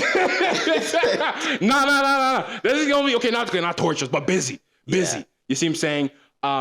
If I can't do it during a gap year, it's gonna be hard doing it, during med school. And so I was able to squeeze it in. So basically, how I did this, I would either when I come back from my ER shift, I would sleep, get a good 5-6 hours of sleep, and then go to the gym before basketball practice or before my games. Okay. Or I would, after a 12-hour shift, squeeze in a 30-minute, 1-hour workout before I sleep. So after I'm like dead, like a zombie going to the gym, but I'm like, I have to do this. And why I'm pushing, and I don't want you to think I'm like this crazy fitness freak who's like, I must get my gains. If I don't get my gains, I'm a failure. Like, no, I'm not like that. But it's like, I just need to have that discipline. Discipline mindset. And that's going to get kind of gonna get into with the 2024 thing about New Year's resolutions working or not. We'll talk about that, but it's all about the discipline. It's all about right. We can have all these goals, but it's like I know I'm disciplined, or I know that this person's disciplined, or I know whatever is on the days that you don't want to, or the days you don't feel like it. When we get past those feelings, we're still going in. It may not be as great of a workout as I wanted it to be, but I got something in. You see what I'm saying? And the results will come. You see what I'm saying? And so now coming into med school, at the beginning, like I talked about in the last episode, I had to again learn how to adjust to dealing with classes, vice presidency, all the things we were doing, and still I got to get my. It's not 2-hour workouts anymore. Obviously, I don't have all time for that, but I can still squeeze in an hour. Yeah, I need to be able to squeeze in an hour, right? To able to get my physical fitness goals. And so now that I've been able to do that and find that learning curve, right, to know how to do that, I feel I'm feeling a lot better when I throughout the day and all that stuff. Feeling a lot more energized. But there are days I don't feel like doing it. But it's like all those things we learned from our gap year, right? When we were ER, coaching, all these things, but we got to squeeze it in somehow, try and get it in somehow. Now I'm seeing the results of that now in this first year of medical school. And hopefully we'll continue to see the results for the next 4 years. So yeah, that's really just kind of just the whole sum of, you've heard both of our stories with 2023, just a lot. I mean, just a lot to unpack, a lot that we unpacked there. Habits, community, death and dying, and then life. So much to unpack, right? 2023 was a year to remember, right? It really was a year to remember. Sure. And for us, it was very formative year for us. A lot of experiences. But right, as we know, it's January 14th, 2024, right? We're in a new year. And so it's like, right with the question that we asked about, do New Year's resolutions work? I've always thought about this because, and we talked about this a little bit about how, yes, maybe they work, no, they don't work, or whatever. Here's what I'm gonna say. Here's what I'm gonna say. I think we put, right, and when I say we, I mean for sure we. Like, I'm not saying this to I'm including myself, right? I want to be very very inclusive. I think we put too much emphasis on the New Year's and not on the resolution, right? Because we take that phrase, New Year's resolutions. If we put so much, I think we put so much emphasis on the New Year's part that we forget what is a resolution, right? I didn't look up the definition before, I couldn't remember, but I just, basically speaking, like it's just something that I'll just use the word, right? Resolve to do, right? Something that you are dedicated to do, right? But if you think about it, right? Here's why it's hard, because the New Year's masks all the discipline, all the habit forming, all the dedication, all the hard work, all the bad days, because it's all shiny. I just got into a new year, right? I'm what's it called? It's now time for me to new year, new me, step out. Yep. Right? And it's like, but we forget a resolution means, and again, when I say this, I am not like saying, I've got it all figured. I have not got this all figured out. There are so many things I want to do, right? So many personal goals I have, and I'm still like, there are days I don't want to do it, and I don't do it. So you're saying you don't have a habit book yet? No, I don't have a book. No. I have wanted to get into journaling, but I it's still hard for me to get into it, right? Yeah. But it's like once we shine away all the shininess of the New Year's, it's like basically here's what I'm gonna say. Can you do this thing that you're still gonna do in January 1st, on March 17th, or on April 7th, or on February 2nd, or on September 25th? What's my point? Can you do this anytime, or does it have to start at New Year's? Yeah. And why I say this because, right, we always we want to wait. We're almost there. We're almost there to the New Year, and then I'll do it. And then by the time we do that, 6 months has gone by, and I haven't done it. Yeah. Crud, I haven't done it. Maybe next year. That's a big one. Maybe next year I'll do it. But we put it away. Again, I'm guilty of this too. I want to make sure I take full response. Like, I am this person too, right? And it's like, when I realize this, I'm like, screw the New Year's. I don't care about the New Year's, whatever. Like, I'm glad we're getting to a new year, but I'm saying, like, there are things I need to do. There are things I want to become. There are things I want to attain to, right? And I can just start them whenever I want to start them. I want to learn how to start them. When I say I'm going to start them, I'm going to do them. Okay. And so basically taking the focus off the New Year's and putting on the resolution, right? Because a resolution, right, you have discipline, dedication, hard days, things like that. And again, you have to be gracious with yourself. I don't want to ever think like, oh, you're just David Goggins. My bad, bro. My bad. David Goggins type of guy, which I'm just like, oh, are you carrying the logs? You always going. You always going. No, no, no, no, no. I'm not like that. But it's like, just basically speaking, right? A resolution, inherent in its definition, is that it is supposed to be hard, and that there is no shininess to it. There are supposed to be more bad days than good days, because it's on the bad days that when you build. That's when you solidify. That's when you develop, right? And so, so basically, all that to sum that all up is that I don't think they work because they focus on the New Year's part and not the resolutions. And I think if we just, it's just a resolution at the end of the day. If you think about it, it's just a resolution. It's just something I really want to do. I'm passionate about, and I want to go do it despite it being hard. You can pick. It's a December resolution. It's a March resolution. It's a whenever resolution. It's a resolution when you say I'm gonna do it. I gotta stick to it no matter the days, and I'm gonna stick to it even when I do fail. Not even if I do. When I do fail. Yeah, you're gonna keep on going. I want to keep on going because there is this person that I want to become. There's this thing that I want to go get, and nothing's stopping me. Mm-hmm. You see what I'm saying? Even if it is 1 to 2 years of no progress, that's hard. That's hard. It is. And so, what do you think? What are your thoughts on New Year's resolutions? I think New Year's resolutions work. I do. Okay. And I actually am not mad about the timing, because okay. I mean, we look at it from a technical aspect. Yeah. It makes sense. Mm-hmm. It's a start of a new year. Yeah. It is different than last year, especially with our calendar year. Obviously, it depends. I mean, for most of us, we get holidays, even if you're working like full time and get like New Year's off type thing. And to me, it's like, why not capitalize on the opportunity? Because there's no other bigger emphasis throughout the year to start something. So I know you're saying, okay, like, does it have to be like New Year's? The emphasis is on then. But like, if it is New Year's, just like, why not? Why not just start? Why not just capitalize on this? Because obviously we have advertisements saying, okay, hey, like, get into the gym, start this new thing. Or now there's like Veganuary that I just learned. Have you heard about that? No, I've never heard of that. So Veganuary is like, if you want to like start like on a healthier, like, you just do like, say you go to vegetarian or vegan lifestyle, like, for a month. It's just called Veganuary. Okay. For those who want to like start like a healthy year. I just... You just heard about it? I've never heard that before. That's interesting. I like that. Instagram taught me that recently. It's like a trend in the last couple of years. Yeah. But it's like, use it to build up. So I agree with you in terms of like, the focus should be a resolution. Yeah. But like, can you start at any time? Anytime. But because there's this culture of like, let's start in the New Year's, like, to use that for your benefit, to capitalize on it, but not to like to put all your eggs in a basket because of that moment. I see. Do you see what I'm saying? And I think that's kind of where like the issue comes, because it's like you said, I definitely would agree. Like, we want to capitalize that. It's great. Like, you've just put the past behind you, literally. Like, it's month 12 you're putting behind you. And you're starting with month 1. But it's like, we like our little month 1. It's neat and proper. Like, it's cool that, like, you see what I'm saying? Like, from month 1 to month 3, we can do something. Yeah. But it's like, if you think about it, it's like month 2 to month 5 is the same thing.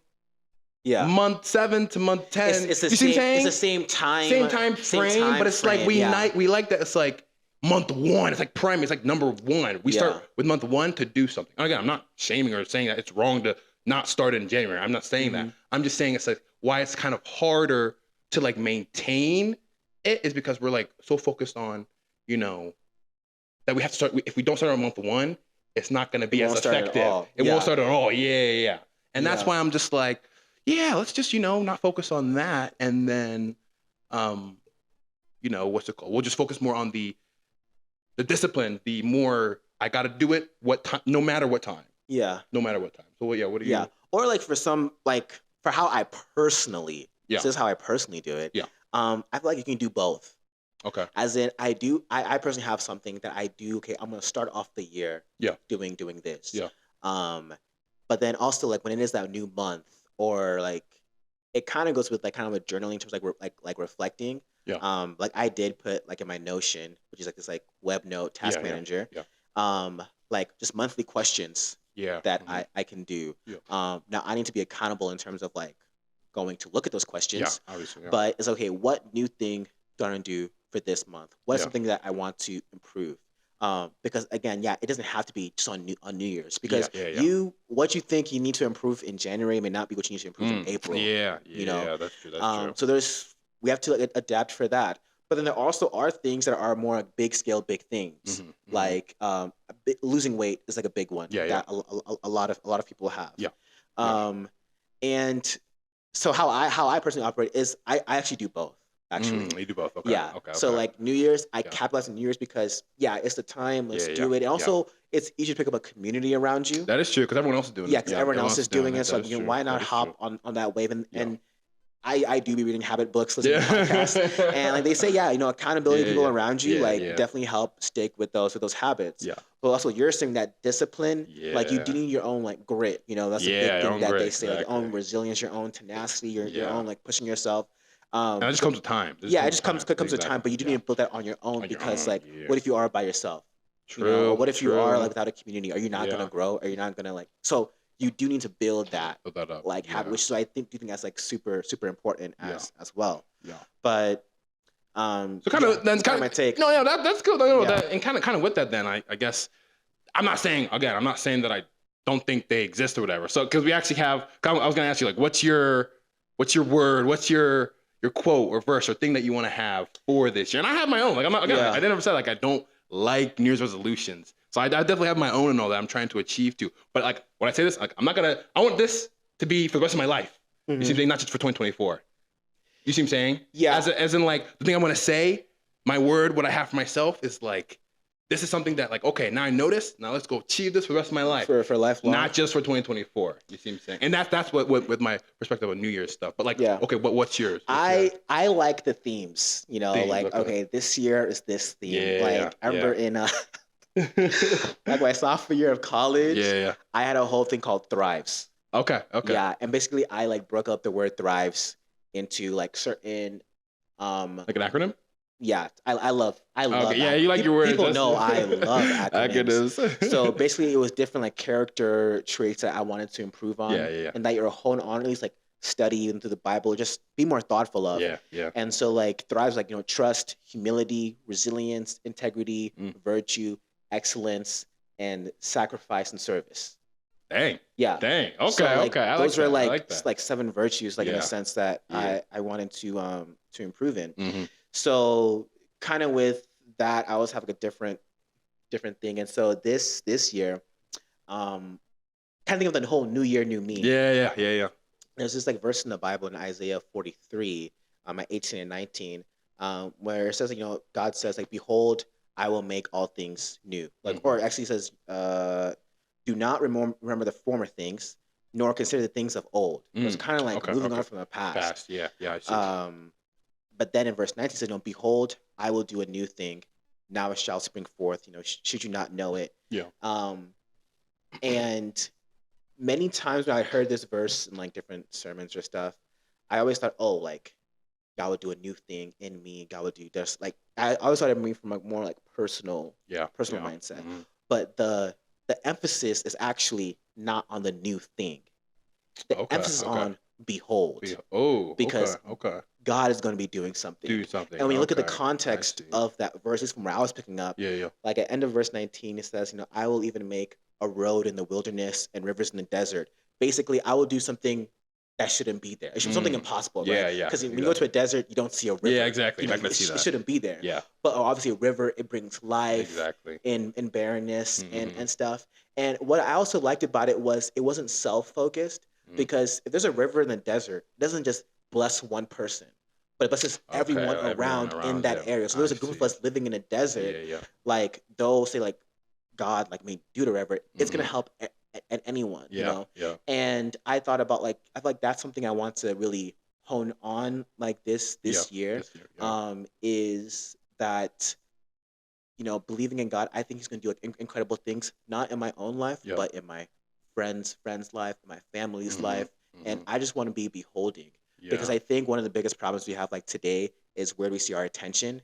And That's granted, true. there's this whole social media debate, Social- which we'll stop probably save for later because We'll save that we've for been another talking day. about this recently. Yeah, we have. But like, there's a lot of things that are pursuing our attention. Yeah, you know, yeah. even ourselves. Like, we can just pursue like ourselves, or we can even be caught up in good things of the past. Like 2023 was so amazing. So amazing. Yeah. But also, not only are good things we can be caught up in, but we can also be caught up in our trauma. And people love that word. Yeah, that is true. I That mean, is I true. just like, look, let's be real. Mental health is on the rise. I'm Yes. not going against Yes. that at all. But I mean, like, we're seeing a lot of these things about trauma, triggers, Yeah, all these other things, and people being diagnosed. I had a friend say on Instagram, on TikTok, I saw 10 different things. Apparently, I'm insane. Oh, Because of, like, according to TikTok's like, the oh, these 10 things will make you Make insane. you insane. Like, wow. She's like, apparently I'm insane. I feel like, yeah. But like, we're beholding so many things, right? Yeah, our attention's off. Our Yeah, attention's so off. I feel like, you know, with this year, you know, instead of like me, okay, like, let me be ambitious. Yeah. I mean, obviously I'm gonna be ambitious. Yeah. But like, my main thing is, okay, let me just behold. Behold, Let yeah. me just- Steady myself. Let me steady myself on something. Steady myself. Yeah. Behold what God is doing. Behold what's happening in people's lives, and just being a part of that. Yeah. Yeah, I so- like that. I like that. That's really cool. That's How really about you? cool. What's your word, kind of your theme Yeah. for this year? Mine is, it doesn't really have a verse behind it, but it's just, I have two words for this year. It's like focused and growth.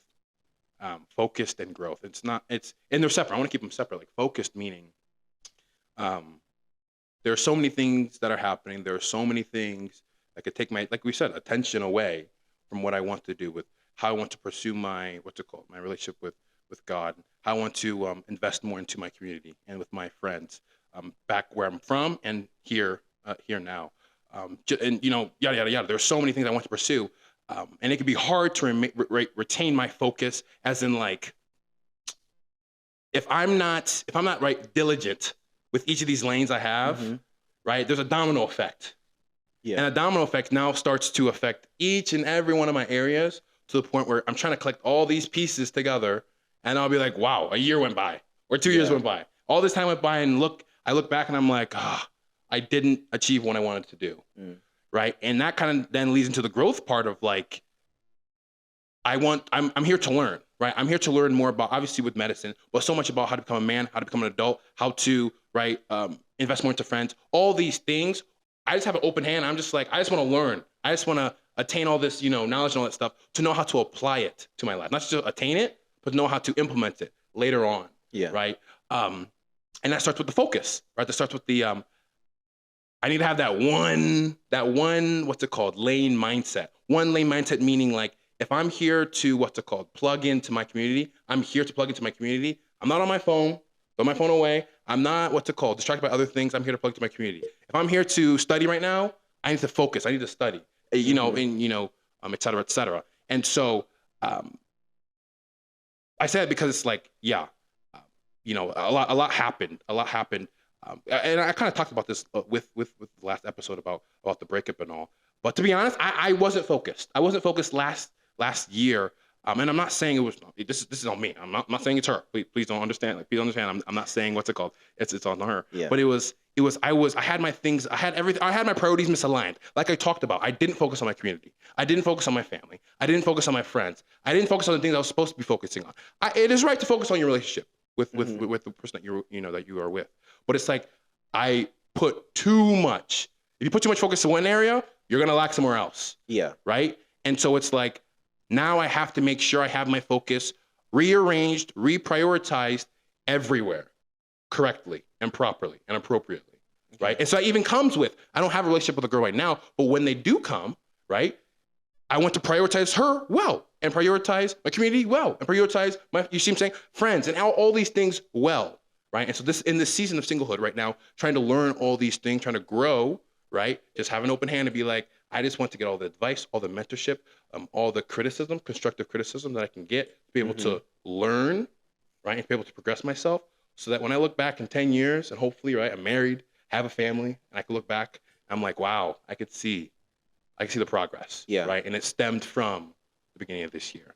And so kind of just like a fun quote I made for myself to kind of just wrap up was just, the quote I made is, I'm stepping how I want to step. I'm moving how I want to move. Come on now. You know what I'm saying? Let me say that one time. Let me say it one time. I'm stepping how I want to step. I'm moving how I want to move. And I have like a little sunglasses emoji. Like, I'm cool. That one I had it, obviously. Yeah, but that's in our notes. That's in our notes. Well, what does that mean? Yeah, obviously, right? It's self-explanatory, right? That like, I have something that I want to go and attain. I'm tired of myself making all these excuses to not go attain it.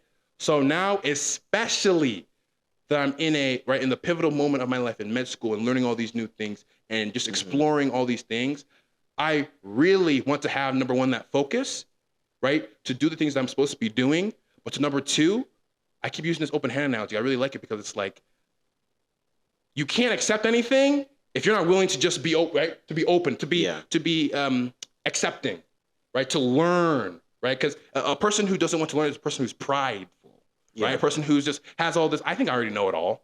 Like, no. That was me 2 years ago, right? That was me like, I think I had it all. I think I knew how to figure everything out. But I'm like, no. Now I'm like, no. I need to know I want to know how to do these things so that, right, I can better my wife. I can better my family. I can better the people around me. I can better my, right, all these people. And so that's kind of just how I want to, start this year off, even though I don't, what's it called? Think that New Year's resolutions work. But that's just kind of my word. And yeah, with that, that's a wrap. That's a wrap to our second episode. It's a wrap to our second episode. And so we thank you for coming to the end. Coming to the end of our second episode. Yeah. And I just want to thank you for listening and for watching. Yeah. And we do have some like concrete resolutions. Yeah. As well. For me, it's to lose 40 pounds. Lose 40 pounds. Okay. And yeah. And then mine as well.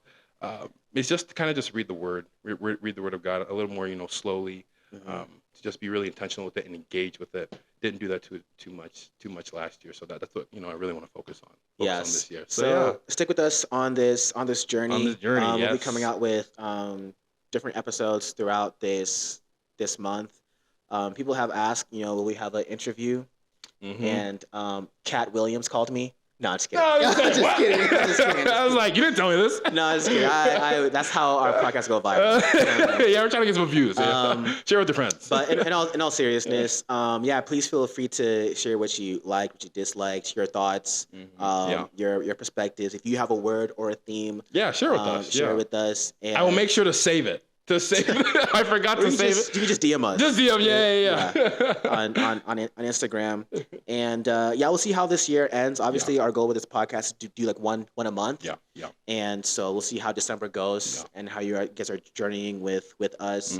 But share this podcast, subscribe, do all those. Yeah, do all those things. Share with your friends. And we really just appreciate you guys spending your time with us, and we definitely want to. Maybe one day we'll have you guys. One audience member. Maybe we'll have you guys. If you ever want to visit our presidential palace. Exactly. That's what we call it over here. The kingdom. But we just thank you guys so much. You guys are doing well, and hope we all have an amazing 2024. Yes. We'll see ya. See you guys.